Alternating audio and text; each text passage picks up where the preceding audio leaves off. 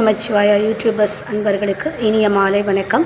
63 நாயன்மார்களை பற்றி சிந்தித்துக் கொண்டிருக்கிறோம். அவ்வகையில் இன்று மெய்ப்பொருள் நாயனாரை பற்றி சிந்திப்போம். மெய்ப்பொருள் நாயனார் திருக்கோவலூரைச் சேர்ந்தவர், மலையமான் குலத்தைச் சேர்ந்தவர்.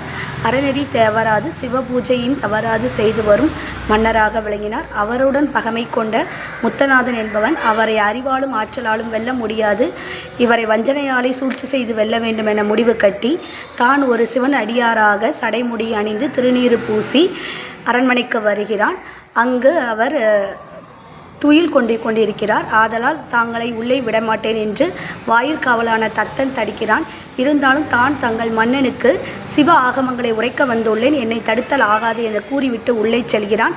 அங்கு உறங்கிக் கொண்டிருந்த மன்னரை அவர் மனைவி எழுப்பி தங்களுக்கு சிவ ஆகமங்கள் உரைக்க வந்திருப்பதாக கூறுகிறார். உடனே மன்னன் அவருக்கு அமர்வதற்கு ஒரு இடத்தை ஏற்பாடு செய்து தான் அதற்கு கீழே அமர்ந்து சிவ ஆகமங்களை உரைக்கும்படி மெய்ப்பொருள் நாயனார் கூறுகிறார். ஆனால் சூழ்ச்சி எண்ணம் கொண்ட அவன் தான் புத்தக பையில் மறைத்து வைத்திருந்த உடைவாளை எடுத்து மன்னனை வெட்டுகிறான். இதை பார்த்து கொண்டிருந்த வாயிற்காப்பாளனான தத்தன் என்பவன் அவனை திரும்ப வெட்டுவதற்காக வருகிறான்.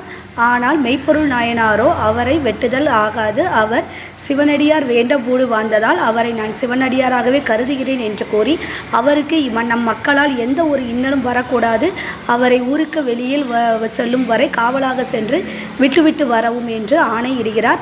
மன்னரின் ஆணையை ஏற்ற தத்தன் அவரை அவ்வாறே கொண்டு சென்றுவிட்டு மன்னரை மெய்ப்பொருள் நாயனாரை காண வருகிறான்.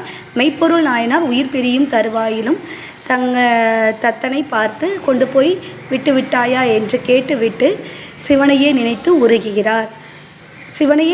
உருகியதால் அம்மை அப்பராக சிவபெருமான் அவருக்கு காட்சி அளித்து முக்தியையும் அளிக்கிறார். இதுவே மெய்ப்பொருள் நாயனாரின் வரலாறு. வெல்லுமா மிகவல்ல மெய்ப்பொருளுக்கடியே. சிவாய நமக. திருச்சிற்றம்பலம்.